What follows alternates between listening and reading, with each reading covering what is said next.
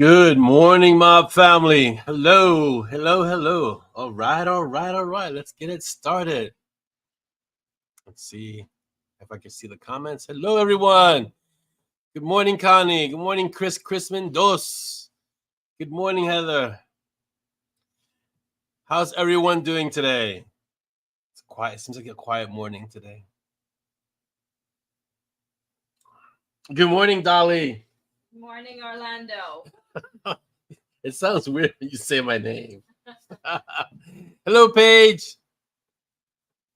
So I'm wearing my Be Uncommon shirt because just earlier I did one of the CWWs. I think I'm up to 51 or 52. One of those. I think it's 51. What is it? 51 or 52, baby? 52. 52 short episodes. So hello, Suma. Welcome. We'll just wait till everyone comes on in. Give them a few more minutes. I hope everyone has their coffee, tea, juice, whatever it is you want to share in the Kaffeeklatsch. And I hope everyone's doing well this morning, which is good. Linda, good morning. People are strolling in, people are walking in and just hanging out, which is always a good thing.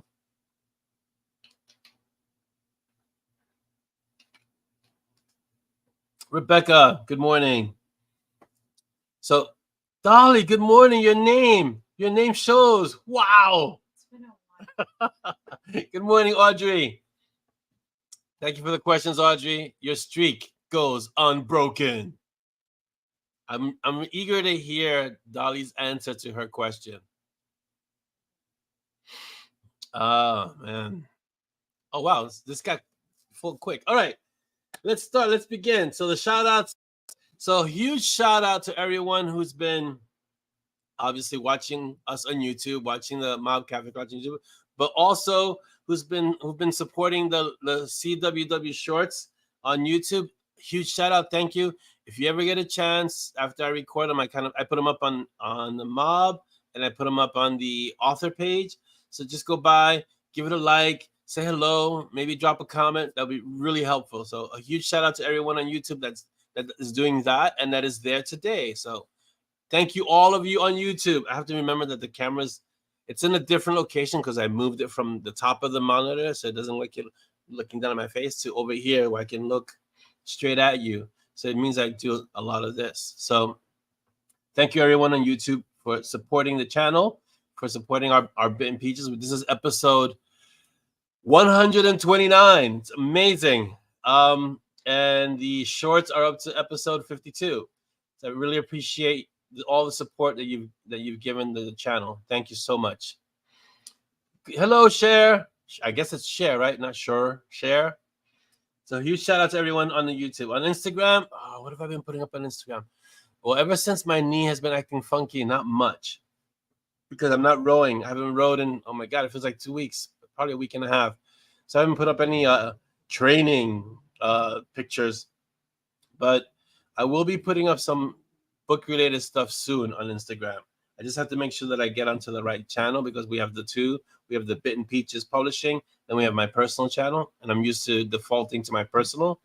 But I'm going to be putting up the Bitten Peaches one and start putting the excerpts because we have so many books since the last post to choose from. So there are a lot of little snippets that I can put up there. So you can follow us on Instagram at Bitten Peaches, and that's where I'm at. Good morning, Dawn. Welcome. At Bitten Peaches on Instagram, and that's where you can find our stuff. I haven't added anything new, but make sure that you have the channel, the location saved. So when we start putting stuff up, you can, this is our link. Let's put the link up. There's a link. Go there, save it up, and that way when we start putting new things up, you can definitely find it. You'll be notified. Put it that way. In addition, we have our YouTube channel. Let me just put that here. This is where you'll find this episode or our Bitten Peaches MoB Kaffeeklatsch episodes are on YouTube here. You'll also find the CWWs. They always have a CWW and a number, and those are the short Creative Warrior Wisdom videos. At the end of the month, I'll be adding, well, I'll get to it later, but we're adding another I don't want to say channel because it's one channel, but we're adding another series of videos to the channel, which is really it's going to be a lot of fun to do. Those are going to be monthly. We also have our Zazzle store, which has swag. So if you haven't gotten your swag, really, what are you waiting for? Get your swag, because we have so much amazing swag at Zazzle. We're at Zazzle at EMANDES M&S. This is our channel for Zazzle. Please use that link because the RF number at the end gives us a reference and we can see what's happening with the channel. It gives us a better analytics, right?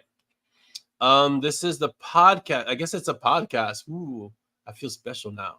So the Creative Warrior Wisdom podcast is here. This is the link. Boom. That's the podcast. This is a long link. Maybe we gotta find a way to clean up that link. It's so long. Jeez. But that's the link. Thank you, Chris. Thank you, Dolly, for all the links you guys are providing. If you go to the Creative Warrior Wisdom, that's the link that takes you to the daily. Well, it's only Monday through Friday now because really every day, Saturday and Sunday was like I knew in about a few months I was gonna be like I can't do this on the weekends. I just know it. So Monday through Friday. Thank you, Shay. I'm glad you're enjoying it. If you're enjoying the CWWs, and this is not a CWW episode, obviously, it's just a shameless plug. Please leave a like on the videos, and if you please leave a comment because it does help the video. It does help the engagement. I'm going to remove this. Awesome. For our Zazzle store, we have a lot of swag. Our designers are kind of on a mini break, but they have so much stuff that's there that if you haven't gotten it, just go peruse, go look, check it out. Look through the aisles, and there are stickers, there are magnets, there are shirts. I have to order a blanket because winter's coming, and my blankets were how would I say it? They were borrowed permanently from me, so I have to order a blanket for myself. And so there's a lot of stuff that there's so much stuff in the Zazzle store. If I go in there, I'll get myself in trouble because I'll just get so much stuff. But go there, okay? That's the link.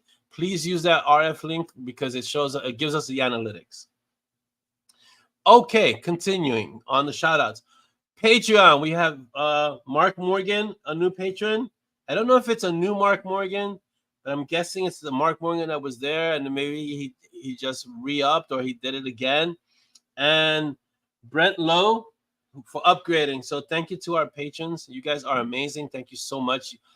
I have no words for the appreciation I have for you because when you join our Patreon, you're showing us that you want to support above and beyond the usual, which let me tell you, the MoB is incredible in its support in many different ways. And the patrons manage to do it in a specific way, and they kind of distinguish themselves that way, but you guys are all amazing. So a huge shout out to all our patrons. Thank you so much. One day we're going to have to do a reading of all the patrons. So it's a long list at this point. How many do we have? Over 100? Not yet. We're in the 60s, 70s? No, high 90s. 90s? Wow. Okay. See, we're gonna have to do it one day. We're gonna just take a Patreon moment, and just read all the names and just celebrate all of you because you guys are amazing. Thank you so much. All right. Let's see. What else do we have? Oh, Jasmine tell Stacy I said hello, and I hope she's okay. The hurricanes have been really rough this year, so I hope she's doing well. This is our Patreon link. So I don't want to get into the updates just yet, but the new story, the Bureau, is turning out to be a lot of fun. And Dolly always gives me the eye when I get started on this. But if you haven't read it, there's no reason not to at least read. What is it? The first chapter is free? Mm-hmm. At least the first chapter, because you can join Patreon for free and you can get the first chapter at least, and you can enjoy at least the first chapter. So go to that link. Join up on our Patreon. It's free. The first tier is free, and at least you get the first chapter to look at and read it and enjoy. It's been a lot of fun with the new story. So yeah, and we don't have a new author to promo, but Chris, we have a book to promo today, right? Can you get me that link for I forgot what he called it. What is it? It's not half-cocked, shell-shocked. Half-cocked. Is it half-cocked the last one? Yeah. Half-cocked? So it's so typical of John Logsdon. Again, John Logsdon and Jen. No, it's Thunderstruck. All right, this is the link. I'm laughing because it's John and his humor. He always makes me laugh. So John's an amazing author. He's teamed up with Jen. I don't know her last name, but it's on the cover, right? So he's done a collaboration. Another PPD book. And if you know the previous PPD books, you know what kind of books these are. They're funny. Humor is very adult. Some of it is juvenile, but it's all funny. It's all hilarious. It's all done really well, and the writing is excellent. And it's located in the PPD. This is a new precinct. It's the San Diego PPD, and this is book 3 in the most recent San Diego PPD. So get it. It just came out recently. I don't know when it dropped, but it's a recent dropping of a book, a new story. He released these so quick. I was like, what? Another one? Where? So I know he probably wrote all 3, and then he just kind of staggered the releases. And yeah, go get this. We support our indie authors. Where's my shirt? I'm complaining to the Zazzle M&S people. We support our indie authors. I want that shirt. Okay? Yes. Okay. Send it to HR. I'm sending it to HR. I'm complaining to HR. We support indie authors. So yeah, John, if you know, I collaborated with John on the Badlands PPD. He's written the New York PPD. He's written the Vegas PPD. Bangkok PPD. There's a few PPDs out there. So this is a new one, a new precinct. And with this series, I mean, you can have a PPD in every city if you really wanted to. So he's got plenty of cloth to cut there. So go get this book. We support our indie authors. If you've discovered another author, let's see who have I read recently. Oh, okay. Alex Veris, Benedict Jacta. This is not an indie author, but he's a very good author. I'm hiding this, but this will be in the MoB if you want any questions about Thunderstruck. So I'm hiding it, but it'll be there. It'll be in the MoB after the show. Benedict Jacta, I'm reading recently. Go get his book. It's really good. It's he has a whole new series. An Inheritance of Magic is the first book, if I'm not mistaken. So grab that. It's an interesting take on a magic system and the whole world of mages and how magic works in that world. A lot of fun when I can kind of read it. But if you haven't read his Alex Veris series, it's a fantastic series. Get that. And this new series seems to be a lot of fun. So I'm already, it's book 2. He's not indie, but we kind of consider him indie because it's just, you know, that's who we are. We're amazing that way. So we support Benedict because he's really good. Good people. Let's see. I think that's it.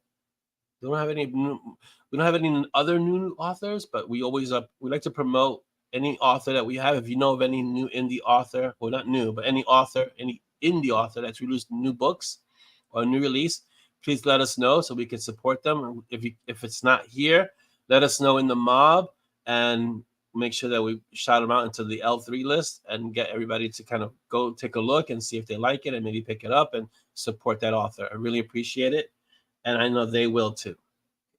All right, let's talk Shield Bearer. I saw a Shield Bearer post earlier. Let's see. Excuse me. Shield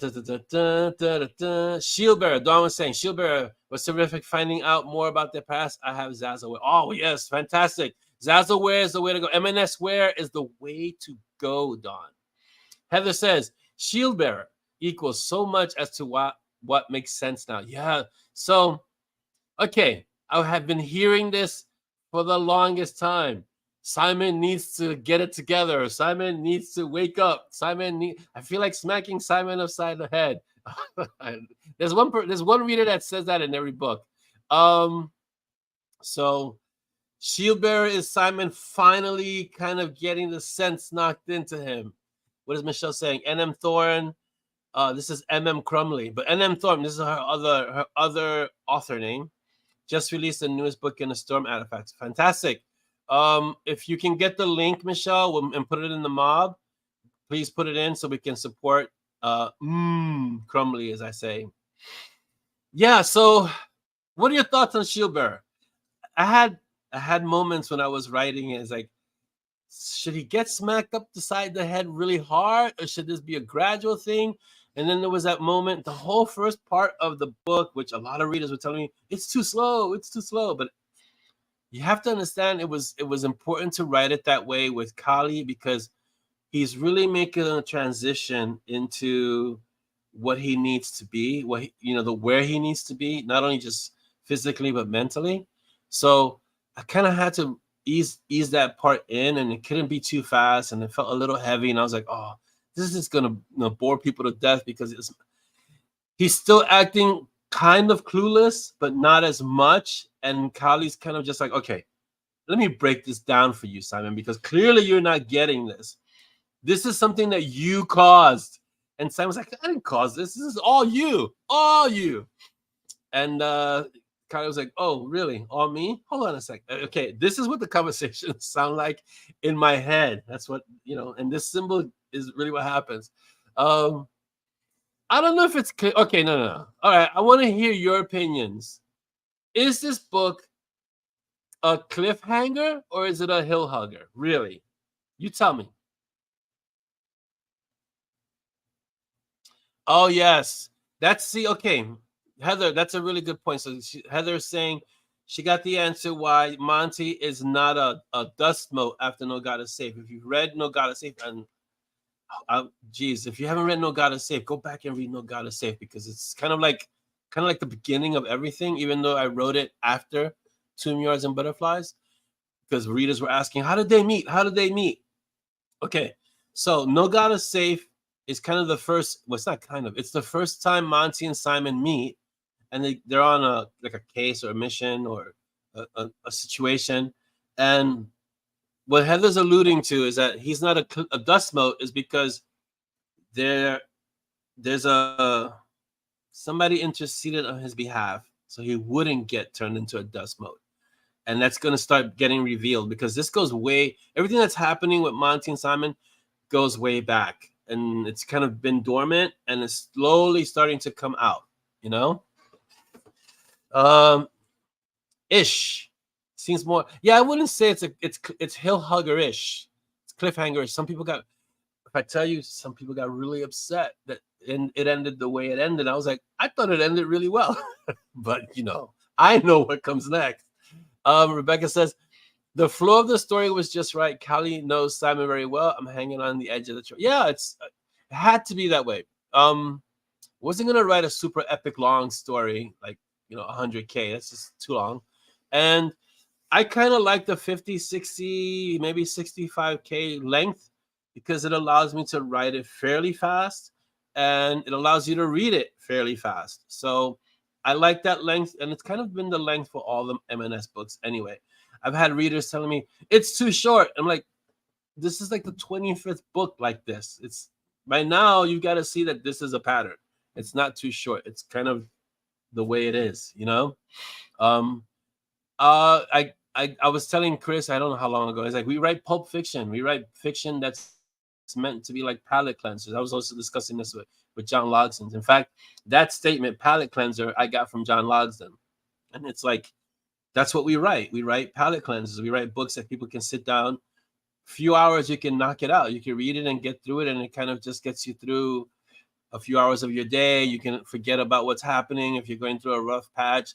Hopefully, the M&S books can bring a smile to your face as you're reading it, and that's the whole point. I've had readers tell me that they were reading the books in the hospital, watching over their parents or their kids, and they were able to get distracted for a short time, or they were going through a rough patch in their life, and the M&S books were able to kind of distract them. And that's the point of those books. I'm not, I want those books to be, in a way, you bring them in, you read them, you kind of get comfortable, you have a great moment or two, you actually laugh out loud occasionally if possible. I'm not humorous, but and it leaves you feeling okay. I had a good time with this story. It was really good. Who else came in? Let me see. Yeah, Audrey, I like the end too. I thought it worked. It was going to end without. Okay, wait. I don't want to spoil it. So if you haven't read it, let me know. I'm not going to spoil it. But it was going to end without the Iron Fan Mountain scene, and I thought that would be a cliffhanger. But because I but because I included the mountain scene with yacht, I thought it ended well. It resolved well in that moment. You know, I think I'm going to stop writing the end and just write to be continued at the end of the story, because it always is. It's always to be continued. It's not the end. Hello, Trisha. Welcome. Yeah. So that's the case. So Dawn, I'm going to respectfully disagree. It's not a cliffhanger. It's just just stay tuned kind of thing. I try, Don. It takes time, practice. Thank you for your kind words. But I try to, when I write, out of all the stories that I've written, and I've written a little, I can say I've written a few. Monty and Simon for me are like coming home. It's just, it flows so well. I don't really have to give it much thought to what I don't have to give much thought to what they would say, how they would react in any given situation. And it's the advice that I give, that was given to me, again, John Lodson, but that's the advice I give to any writer that's starting out is, when you're starting a story or when you're about to start your characters, whatever the case may be, put those characters in mundane situations, take them to the store, have them do laundry, just regular things, go get gas, go to the supermarket, write out situations that are mundane and see how they would react. And what that does as an author is that it gets you to know your characters outside of the situations that you're going to put them in a book, in a story. And when you can do that regularly, the writing becomes more authentic and they become more real to you. They become real people, So yes. So thank you, Don. I appreciate the kind words. I think so, Trisha. I think I could say to be continued, or same bat time, same bat channel. Tune in. Oh, it used to kill me when I was a little kid and I would be watching Batman. This is the Adam West Batman. So it was the campy Batman. And it was like a 2-part or a 3-part episode. And I'm watching this after school, obviously. And it's like, tune in tomorrow, same bat time, same bat channel. I'm like, no. So I know the feeling. Rebecca's saying, so Master Yacht, these boys are in for so much. Yes. Oh, geez. Okay. So the next book, I guess I can say this much. The next book is called Saints and Monks, and they're going to encounter, for those of you that watch anime like me, I'm a huge anime fan. They're going to encounter Kensei, which is a character that's in the next book, and Kensei is directly translated to Sword Saint. And a Sword Saint, this is why the book is titled Saints and Monks. A Sword Saint is above a sword master. It's a person who has perfected their skill to such a degree that they're considered divinely inspired, which is why they're called a sword saint. And in history, there have been a few sword saints, like in real history. Like, so Miyamoto Musashi was considered a sword saint. There's a certain Tokugawa who started the Shitoryu school of swordsmanship, was considered a sword saint. And there's considered that in every school, there could only be one Kensei, one person that's considered the sword saint. So Saints and Monks, a saint has been brought in specifically for Simon and Monty to be taught. And that's going to be Kensei, and that's going to be so much fun. So, yeah. Oh, Suma, that's such a good point. So Suma's saying, now I'm more interested in the Monty story after this book because of the revelation who is. Yeah, that's that whole line of Monty's mom. Ooh, it's gonna get dicey. I'm excited to share it with you, but I can't right now. But oh, that's just gonna bring up so much. Yeah. Oh, yeah. Yeah, Musashi was considered a sword saint. Because, obviously, according to the historical documents and the records, he fought 60 duels, never lost one. In many cases, he fought with bokken, which are wooden swords, and he created I believe it's the Muto Ryu, which is a two-sword school of combat. So he used two swords to fight. One was long, one was short, and he had created his own style. And then after he finished all those duels, that's when he wrote the Book of Five Rings and kind of just, relaxed and kind of retired from combat and had his moment of introspection and shared his wisdom. Yeah. So that's what that level of expertise, that level of skill is what a sword saint is. And Simon and Monty don't have that much time, especially Simon, because Simon is the one who really needs the training. They don't have that much time to learn, but Kensei's gonna drop all the seeds he needs to drop in there, because I can't tell you more, but he doesn't have much time on Iron Fan Mountain, put it that way. Let's see. Michelle says there's so many threads going into the loom with the Morrigan, the gods, the continued progress, and Simon and Peach's training. Yeah, that one's good. Oh, that I can't tell you, but the training, the battle form training, is gonna have a special teacher, but I can't tell you who yet. But that's gonna be that's not in Saints and Monks. That's coming in Deadeye and Nemesis, which is the following 2 books. But that's gonna be whoa. Dex in the School. Dex in the School is ongoing. That's gonna be Cece Coke. I don't know who Coco is, but I'm guessing Cece. Peanut, the 10. Ooh. It's all in the background. Yeah, so they're all kind of like in queue, and they're all slowly coming to the foreground. And so we focus on Simon first, Simon and Monty, then Simon and Peaches, and then all these other kind of things are starting to come out, and it's going to be who's vying for attention, who's vying for. So it's kind of funny, because I've had readers.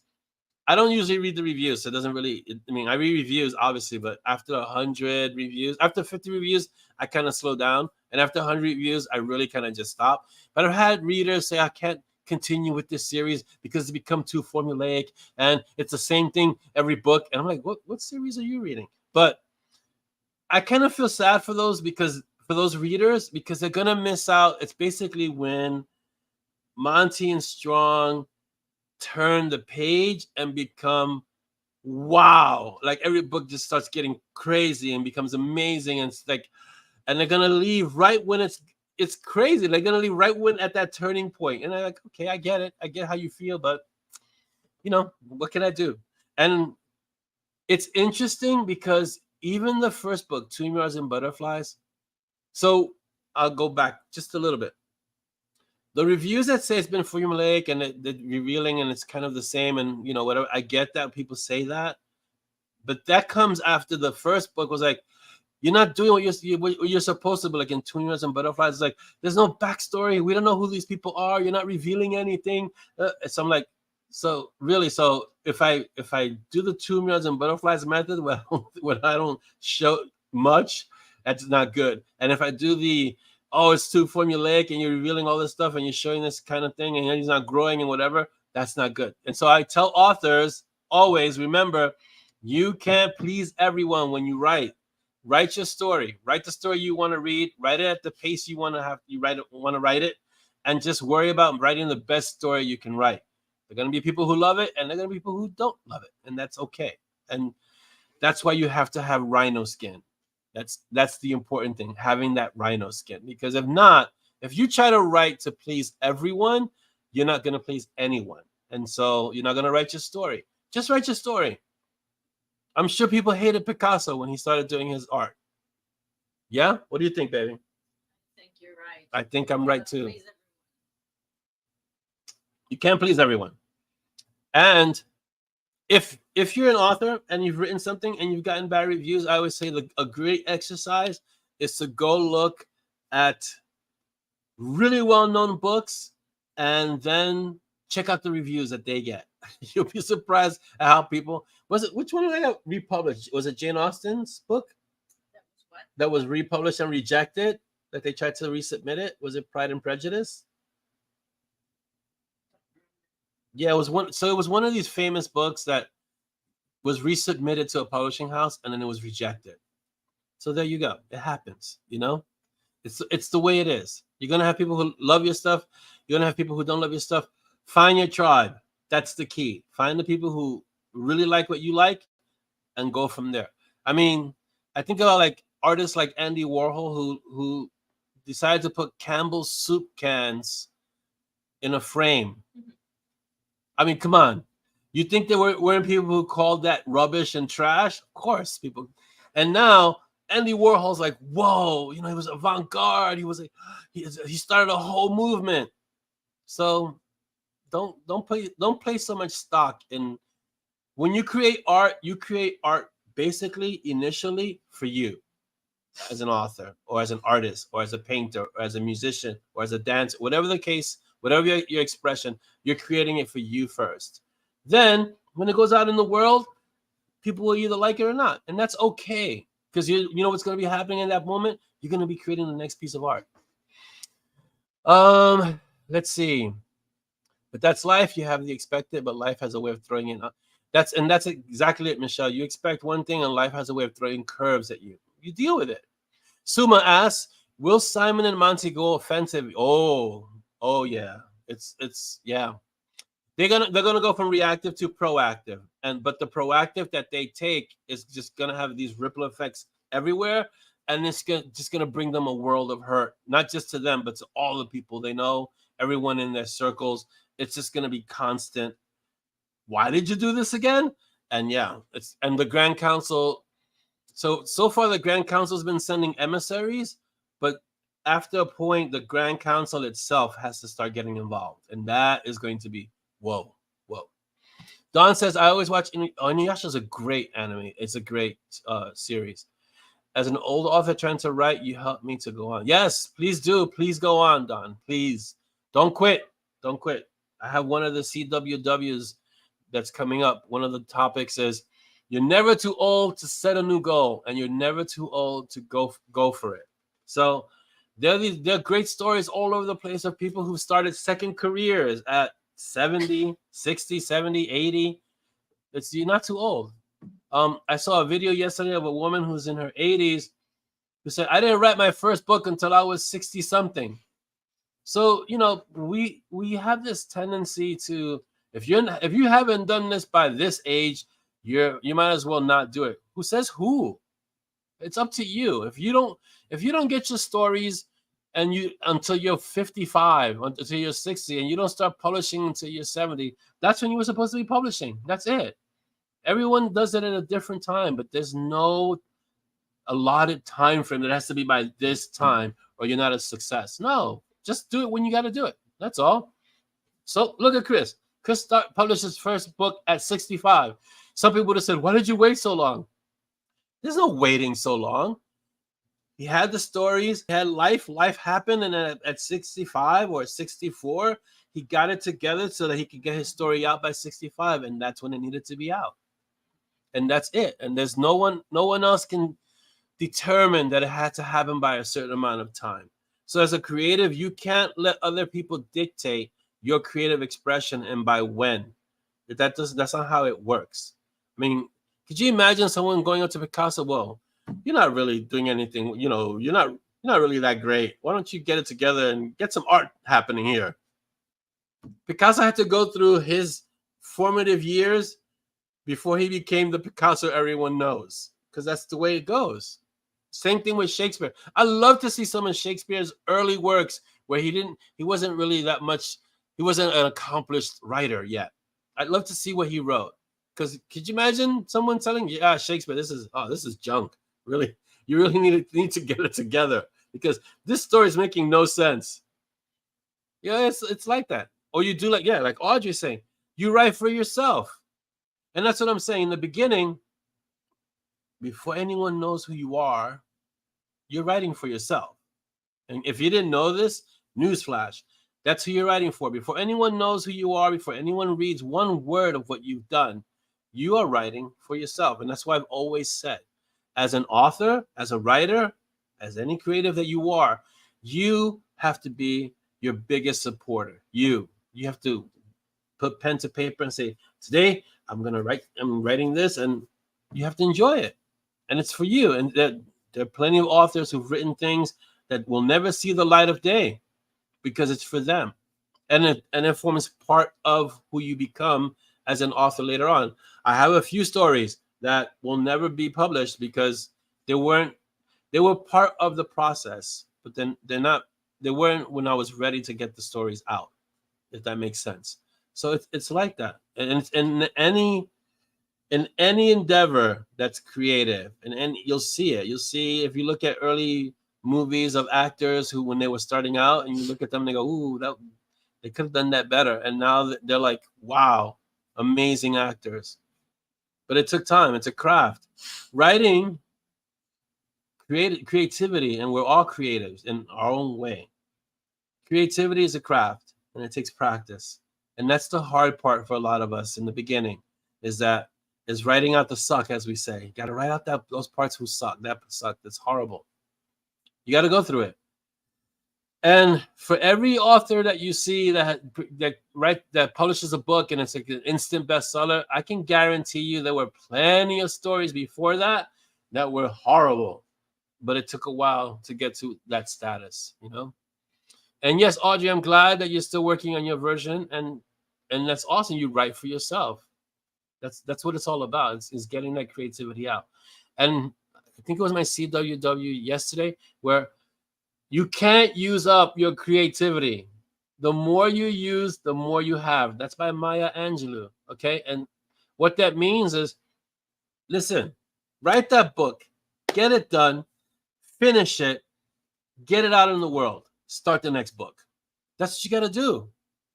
It's how it is.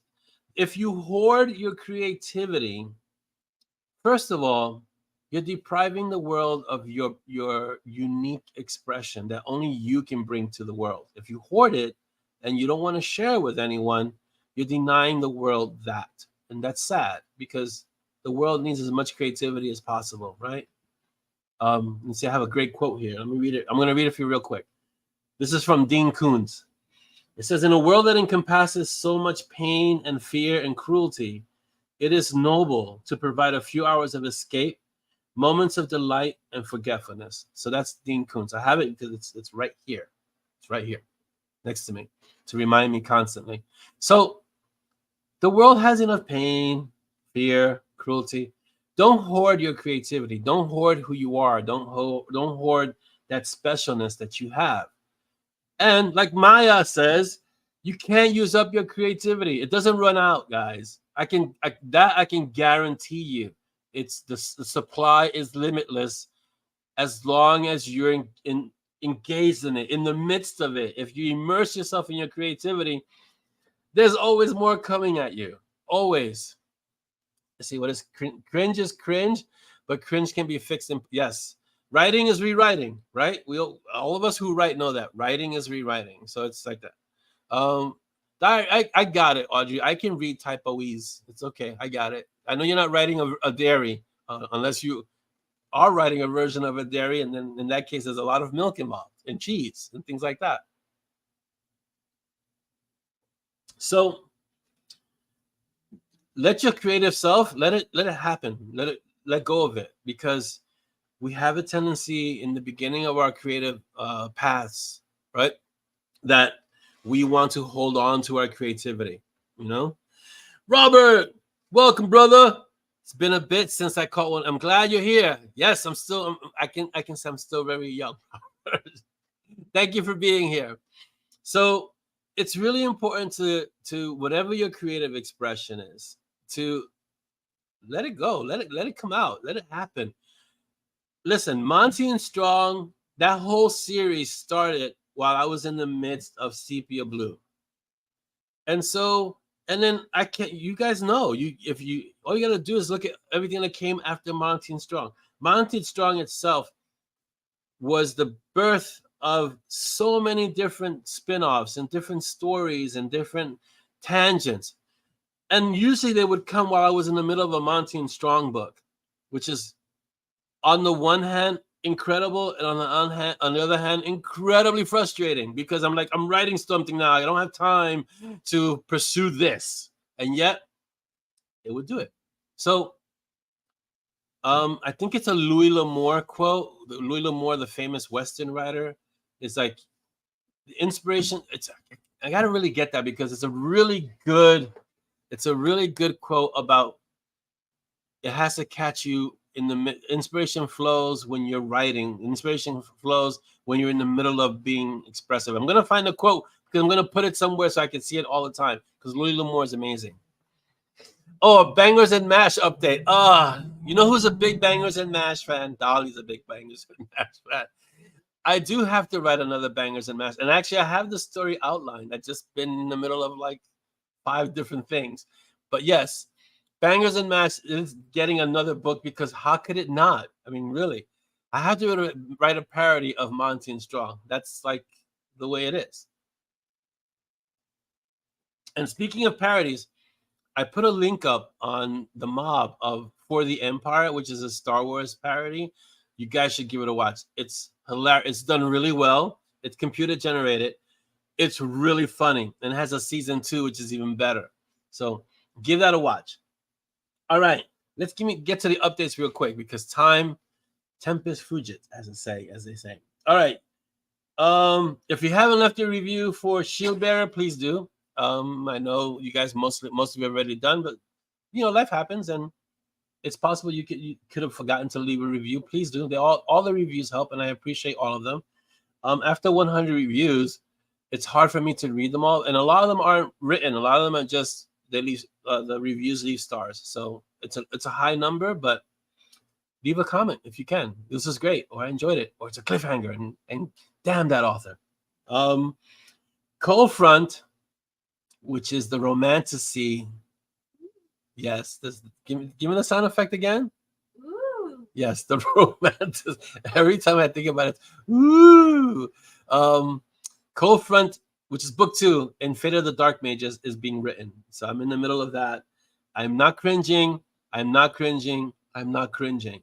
That's my mantra. I'm not cringing. And there's a lot of, what's the sound effect again? Ooh. There's a lot of that in there. So I'm writing that now.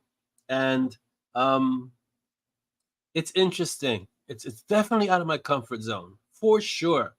But I'm having fun writing it, and I'm kind of getting the hang of being a little bit more descriptive and a little bit more in the feels, like noticing things that would be more along the lines of romantic. It's still heavily urban fantasy, but it's gonna deviate a bit into that area. Yeah. The Bureau. So the Bureau of Magical and Supernatural Affairs is the full name of the Bureau. And the Bureau, which is the Patreon story, is eventually going to become an actual story, a book published. So I'm having fun in the Bureau. There's 2 new characters. One is like the old grizzled detective. They're both mages. And the other one is one is a light mage and one is a dark mage. And so they've been thrust together to work together. They have to work together. They have no choice. And it's the friction of that. And it's a lot of fun with that. And we'll see where it goes. It's almost done. It'll be done. So this story goes out in 4 parts, I think. Is 4 parts? Yes, 4 parts. And then the actual story, the novel, will be early next year sometime. But the Patreon story is going to go out first. And then the last thing I want to update you guys on is Storyteller Academy. The Storyteller Academy is going to be a monthly episode video of how to unleash your creative side. So it's basically, I'm going to be talking from the writing perspective because that's what I do. That's my creative expression, writing. But it's a broad application. So like the first episode will be what makes a great story, things like that. And you can express a great story in anything, really. You can express a great story in writing. You can express it in painting. You can express it in dancing. You can express it in music, because all these things contain great stories. So what makes a great story? And then we'll take it from there. They're not going to be long, like 10, maybe 15 minutes at max, but they'll be monthly because I want to really kind of spend some time talking about those topics and sharing those with people who are aspiring, or I really don't like aspiring, but people who are on the path of creativity. And so that's at the end of the month. That's at the end of every month. The 30th of every month, I'll be doing a Storyteller Academy. And the first one will be next week, Wednesday, which will be a lot of fun. So, and I'm creating the thumbnails using M&S books. So that's going to be great. I'm going to enjoy that. All right. Robert says, well, I want to see more of. Yes, you will see more of Michigo. Yes, you will see more of Michigo for sure. And cringe can be a fun tangent, especially so as you said, sometimes we think cringe is, oh, I went the wrong way and this is a mistake. No, cringe can be a way of discovering other things. And maybe something won't work in this particular story, but you take that tangent and you save it, and it can become a story into of itself. And I've had that happen with some stories where it was a tangent and I kind of cringed my way past it, like, oh, that's not gonna work here. But it ended up working somewhere else.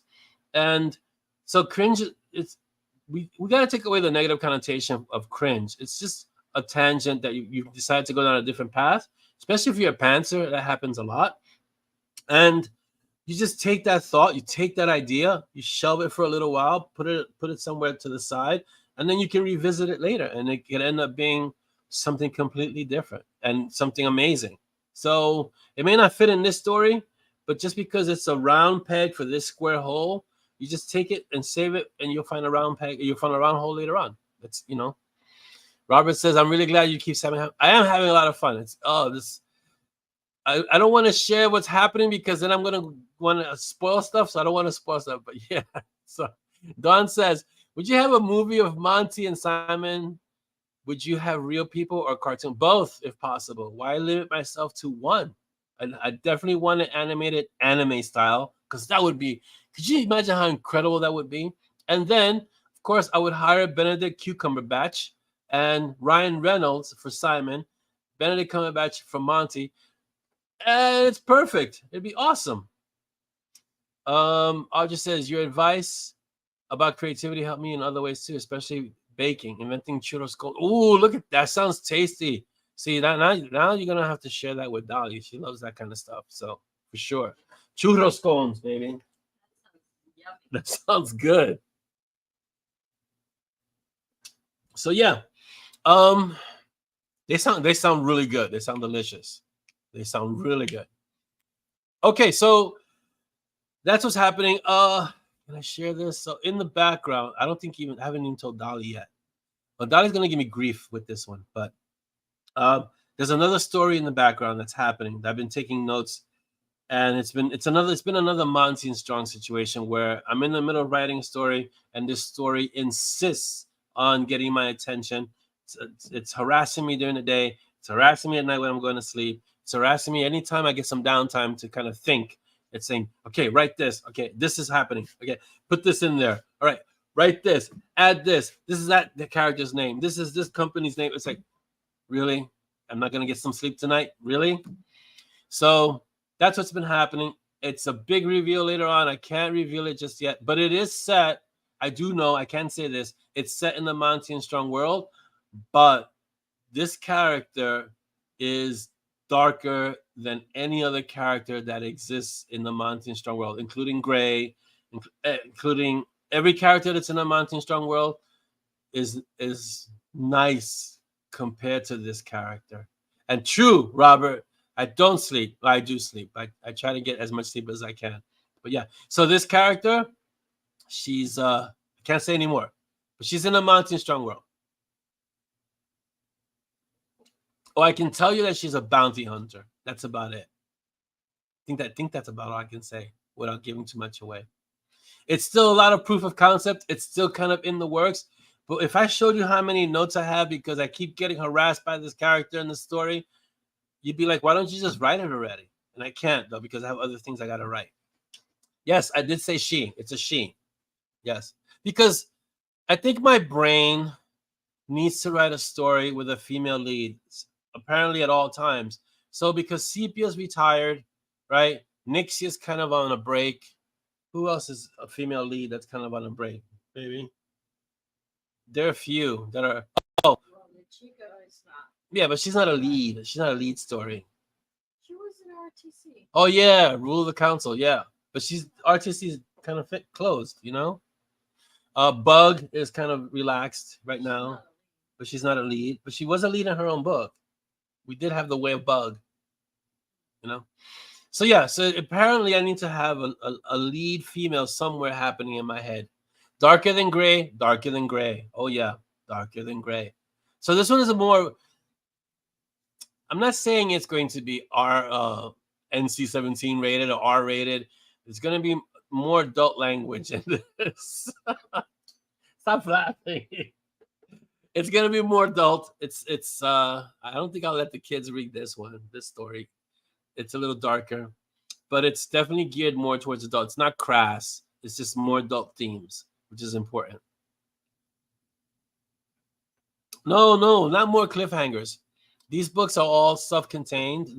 It's gonna be more than one book, and but they're gonna be self-contained. Yeah, for sure. Am I still with a publishing house, or are you self? I've been self-publishing almost since the beginning, Robert. Bin Peaches Publishing is our publishing house. So yeah, it's been that way since the beginning. Actually, since the beginning, I've only self-published books. I attempted though. I sent out query letters. I got wonderful rejections.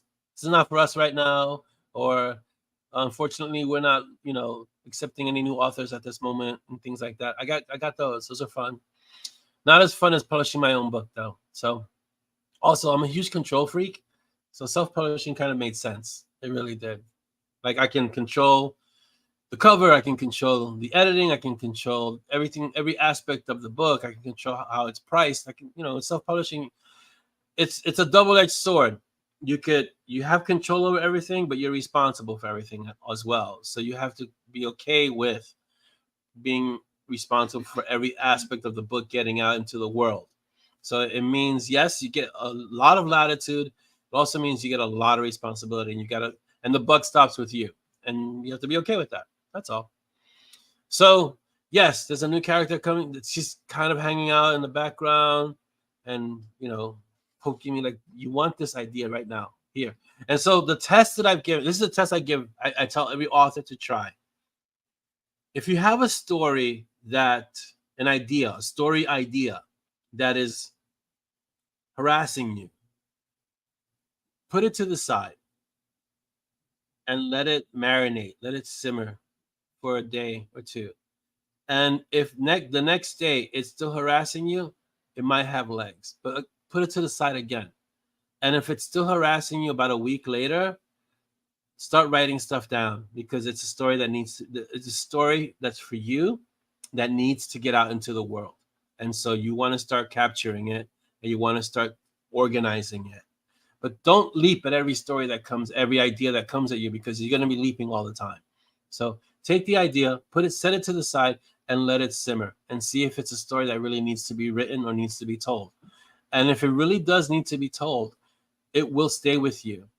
Because I get these ideas at night, and I say, yeah, if this is really worth it, if I'm really going to really do this, I'll remember in the morning. And I deliberately don't write it down, which is, okay, it's a risk, because you could lose the idea. I have had that happen. But if it's a story that's really been burning you and really you want to do it, then set it to the side overnight, see what happens. Do you still remember it the next day? Okay, then maybe this one you really want to pursue it. It's my way of doing it. You don't have to do it that way. You could do it other ways, but it's my way of kind of vetting stories, because I get a lot of ideas. I'm constantly getting ideas, but it's my way of vetting ideas. Should I pursue it or not? Let's see. Seymour Cliffhanger. Robert says, just prove they are stupid, brother. I've loved your books since the early Ascended. Oh, wow. That's a long, long way back. It's more than a pentology. Yeah, you're talking about the spiritual warriors. I wouldn't say they're stupid. I mean, it's just, look, it's every person has their own way of doing things. And for me, it wasn't publishing with a publishing house. That's all. It's just a different path. Oh, thank you, Trisha. I appreciate the kind words. I really do. You guys are so awesome. That's why I always say I have the most amazing mob family. Well, yeah, and you know how many publishing houses must be kicking themselves, like the ones who turned down J.K. Rowling when she submitted her book, and now they're like, oh, we should have accepted that one. It's just for publishing houses, even though they see it as a business, they still have to take chances, and sometimes certain editors don't take chances on something that they should have. And I think it was Simon and Schuster or Random House, I don't know who it was who accepted J.K. Rowling's submission, the first book, Harry Potter, but whoever it was is like, yes, we made the right choice. I'm pretty sure it was Simon and Schuster. So that's how it goes. And then the same thing with think about this. Stephen King his first draft of Carrie, which was his first book, he threw it in the trash because he thought it was horrible. It wasn't worth it. And his wife Tabitha was the one who took it out of the trash can, unwrinkled it because he had crumpled it up and thrown it. She smoothed it out, read it, and said, "You need to write this. Write it." And thankfully, he listened. And now we have Stephen King. But could you imagine if she had never retrieved Carrie from the trash? So that saying that we are the worst judge of our own talent is true. We don't even know how good or how bad we are. So it happens, things like that. Heather says, if you look at most authors' works after reading the later work and going back and read the earlier, you can see, yes, the seeds are there. I can guarantee you that before I wrote Monty and Strong, I wrote, Chronicles of the Modern Mystics. That is basically Monty and Strong before Monty and Strong. A Dream of Ashes. I still love the cover of that book, and that's a story that I will get back to one day, but I'm such a different author right now that I'm trying to find a way to continue that story. But A Dream of Ashes is basically one of the stories that led to Monty and Strong really being realized because of the shifts that I had to make in that story paved the way for Monty and Strong. It's just like that. And yes, Silk is still the man for sure. All right, let me get to the questions we have because we have about 10 minutes left in the episode, and I want to answer these questions, but don't go anywhere because I can see the setup is different, so I can see the questions, I can see your comments. It's all here. So the first question, we have the questions are from Audrey, who is keeping her fantastic question streak alive, and the first question is, what foods do you love but most people hate? I don't have a very adventurous palate. That's my wife, Dolly.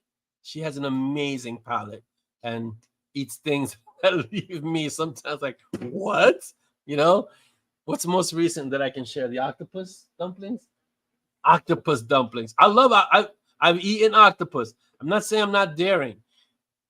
I'm nowhere near Dolly in terms of like eating food and making amazing concoctions and putting different kinds of foods together. And so she's discovered these octopus dumplings. I don't know, where'd you get them from? The Korean food bazaar?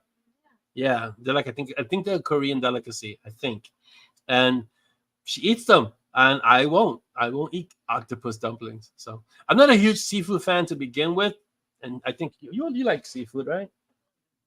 Yeah, she eats, she can pretty much eat anything in terms of like delicious. If it's delicious, doesn't matter if it's spicy or whatever. If it tastes really good, she'll eat it. So to answer your question, I am of the mind that food is fuel, and that's how I treat it. And so I'm not very adventurous with the food. So most of the food that I love, most people will love too, because it's very kind of basic, run of the mill. It does have a certain Latin bent because I'm Latin and I was raised eating Latin food, but I also eat Chinese food and I don't really eat Thai food too much. That's more Dolly. But I've eaten different kinds of foods. I'll taste it at least and see if it's something I like. But my palate is kind of plain, so I'm not that adventurous with that kind of like trying out all these kind of different foods. I kind of stick to what I know in terms of that and what I really enjoy. So, but I'll eat anything Dolly makes, that's for sure. Okay, Dolly, your question. You ready? What is the best way for a guy to get out of the doghouse? Go for it. Can you give me an example of being in the doghouse? When you get in trouble, like with your girlfriend or boyfriend or wife, that's, I guess, being in the doghouse. Audrey, you're here. What is an example of being in the doghouse? Barbecue monkey in Thailand. See, Audrey, you and I would draw the same line. Huh? I would not eat that either. You wouldn't eat barbecue monkey? Come on, baby. It's barbecue monkey. Is it barbecue monkey brains or barbecue monkey? Mango chili chaklas. I don't know what that is, but that sounds really good. And Audrey's churro thing sounds really good too. Churro, whatever she made. Churro scones sounds good too. Usually, okay. I guess we're bypassing the getting out of the doghouse because you don't know what that is. Usually, if it's something that's a sweet delicacy, I'm willing to try it as long as it's not too extreme, like, stir-fried spiders or something. I don't think I could eat that, Monkey on skewers? No, I can't. I'm gonna pass. Monkey on skewers. That's not gonna happen, man. No. Sorry. I just can't. I can't even think about eating something like that. Sorry. No. Maybe I'll put it in a book. Thanks, Audrey. I'll put monkey on skewers in a book. I'm sure there's something that the monks eat at Iron Fan Mountain that would totally gross out Simon. For sure. Robert says, after let me go back. Is that an MHA thing? MHA mug? This is, I don't know if it's an MH. It's a Marvel mug. This is the old Iron Man mug. So it's the original Iron Man mug. It's awesome. It's so awesome. This was given to me by my sister-in-law. So yeah, it's really good. It has this on this side, and then on this side it says, "I'll try to hold them off with my repulsor rays." So it's an old style mug. I think it's from Iron Man 1 or 2, way back then. Okay, Robert says, after 32 years of marriage, the only way to get out of the doghouse is time. Time and communication, I think. I don't know. I think okay, I have an answer. I think it depends on what gets you in there. Ooh, that's good. There's no one size fits all answer for all situations. At least I think, well, at least not for me. Maybe for some women it's shopping, or buying jewelry or flowers, but I think that's not the case for a lot more women.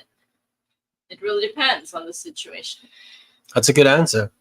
I mean, if it's what gets you, it depends on egregious versus a slight, offense, and you get it's very different. What would be egregious? He asks from behind the screen. A slight offense is if your husband comes home and says, "What did you hit?" There's a backstory to that. Yes. What did you hit? And it takes you a moment to realize what he's talking about. There's a definite backstory. Yes. Is that egregious or is that slight? Well, it depends on how it's said. It's offensive. You took it offensive. Yes, because you're assuming that I'm the one that hit something. Hit the car, right. Hit something. Right. When that's not the case. Right. I don't hit stuff. No, you don't. No, you drive very carefully. Yeah. In New York City, it's pretty much all the damage to your car is usually external from somewhere else. Yeah. All the damage to our car is, Yeah, for sure. Else, frankly. Yeah. And usually it's in the parking. Yeah, it's hard to believe, but it's very true. True. So, what did you? No, but I quickly corrected it. Yes. I did. And I think a big part of it is, as a person, you just have to let go of stuff. Yeah, that's true. And not hold on to things and be offended, because right. At the end of it all, what's the point? True. You control your own emotions. It's right. Not for somebody else. That's very true. To have to placate you. Yes, you can be upset and angry or sad or whatnot. Someone was offended, though. Yeah, but it's like at the same time, I just had to say what I had to say. Yeah. Right? To bring it up to you. Yeah. But otherwise, it did not matter in a way what you said. Right. Because I know I'm a good driver. So you are. Whether you believe it or not, it doesn't change that you're a good driver. What I think. Right. About my own skills. Awesome. So. Yes. Awesome. So I guess summary, communication, like saying what I had to say, and you answering in a way that was effective communication. Right. Not being reactive. Yeah. Because I didn't get upset when you answered. And you changed. So we sort of moved the subject away to, ooh, look how clean the car is now. All right, so let me give you the backstory. because there's a lot of backstory there that's unsaid. I haven't driven the car because my knee was acting funky for about a week or so. And so Dolly's been driving the car. And as a preface, Dolly's a phenomenal driver. One, because she took classes to learn to get her license. And two, I've taught her things that from my experience, and I've been driving, about almost 40 years at this point. So I've been driving a long time, and I've given her pointers and tips and, things that she could improve on and things that she should know as a driver, whether it's locally or long distance, like trips to Vermont, whatever the case may be on the highway. So she's a fantastic driver. She's very careful, whether she's alone or she's with the kids in the car. She's an amazing driver. I wouldn't let her drive the car if I thought she was a bad driver, right? So she's a great, great driver. And so I always tell her drive carefully, but that's just another way of saying I love you. So that's all, In New York City, you have a car, it's expected that it's going to get dinged unless you have a garage. If you're parking it on the street, something's going to hit it. It's just a given. It's going to happen because of the city, because a lot of people don't know how to drive. It just happens. So I haven't driven the car in about a week or two. She's been driving every day, doing the school runs and everything. So when I get to the car on the first day I'm back doing the school runs, there's this white scuff mark on the front of the car, on the driver's side, right at the front. Now, I know she hadn't hit anything because you can tell if she had hit something, the car would have been dented. But it looked like something grazed the car, and left all this white stuff all over it. Like, I was like, oh, I'm sure she's not happy about that because you hadn't mentioned it, right? But, I knew she had seen it. So when I got home that day, I said, oh, and by the way, what did you hit? And she gave me this look like, what did I hit? And then she got upset. I know you got upset after I said it. Yeah, you got upset. But you got more upset because the car had been hit so many times. I didn't realize the assumption that you had made. At first. I just answered it as, no, it was. But what upset me was the fact that I might have. I assumed. No, what upset me was, was the fact that these things happen to the car. Yeah, all the time. It's There's constantly. No responsibility taken from the people who hit you. People who hit you. Yeah. Because they're hit and runs. They just hit and they keep going. So she got upset. It kills the value of the car. Sure. And you have to now spend money to fixing it. To fix everything. So I saw the scuff mark. Thank you, baby. I saw the scuff mark. I took it to the car wash. It's a scuff mark. It comes out right away because it's superficial. So I already had the car cleaned, detailed. It was beautiful outside. The scuff mark was gone. And I asked her this, and she gave me a response, and then she got upset because of, as you just explained, the car has been hit a few times, battered, nothing major, but enough that it changes, you get upset. You do get upset because it's your car, you don't want it to get messed up.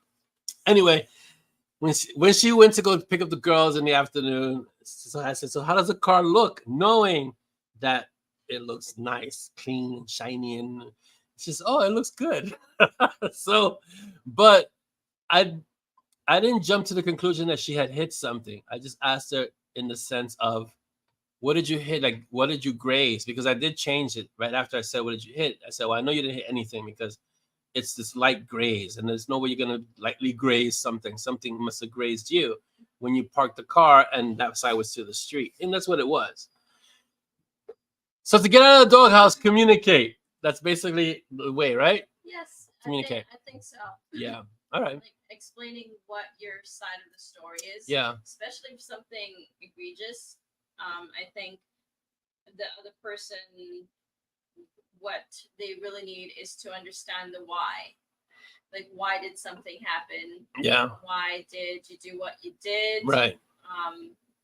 And that's really the only way, I think, to get out of the dollhouse. And also food. You explain food things. Is good. And food works with her. Food. Yeah, food. And there are times when you're hangry. So there are times when she's hangry that I know. Have you seen those Snicker commercials? You're not yourself? So she gets like that when she's hangry. So I know, okay, it's time to food. It's time to feed.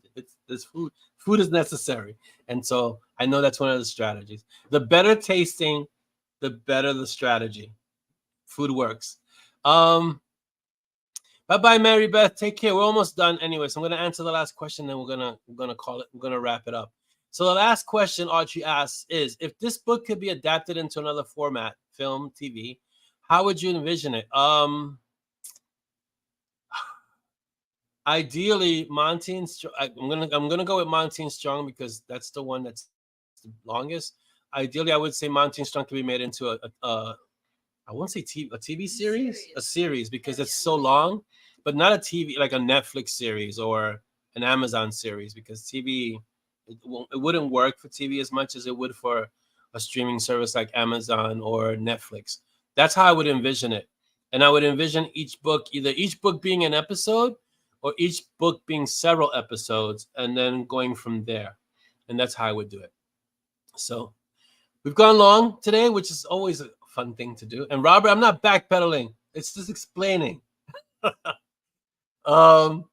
try not to backpedal. I try not to do things where I have to backpedal. So if I'm wrong, I don't have a problem saying I'm wrong. Do I have a problem saying I'm wrong? No. Not really. I don't think so. Communication is key while we still have fun. Yeah, look, I think the communication is what's important. And if you plan to do this for the long haul, then you got to communicate. It's really important. How long have we been together now, baby? 500 years? Exactly. 500 years. See? And we're still going strong. So I want to thank all of you for being here today. You guys are amazing. Okay, let's pick the song. Trisha, take care. Thank you so much for being here, guys. I know we went a little long today, but thank you so much. A number from 1 to 7 today. Let's go. The first 10. We got 3. Let's go. 10 people, 1 to 7. You want to pick a number, baby? No? You're in. Oh, 3, 1. It looks like 3. 3. Okay, we're going with 3. It seems like today's a 3 day. Got it. I'm gonna put 3 on. So before I go, my closer's not here because she's in school today, obviously. Thank you all for being here. You guys are amazing. I appreciate each and every one of you because you're my MoB family, and it's you're what makes this all worthwhile. And we have fun and we talk and we spend some time together, and it's a good thing. It's something that this is an extension of the MoB, and we create a safe space for people to just come and be and hang and enjoy each other's company. And I look forward to being able to do this one day in real life with each and every one of you. That'd be fantastic. So have a great weekend. Don't forget the 3 B's. Be kind, be unstoppable, be uncommon. Have a great day, guys. Okay, I'm going to remove my scary face and put the most adorable Peach's face. And I'm going to put the 3rd track so you guys can enjoy it as we close. Have a great weekend.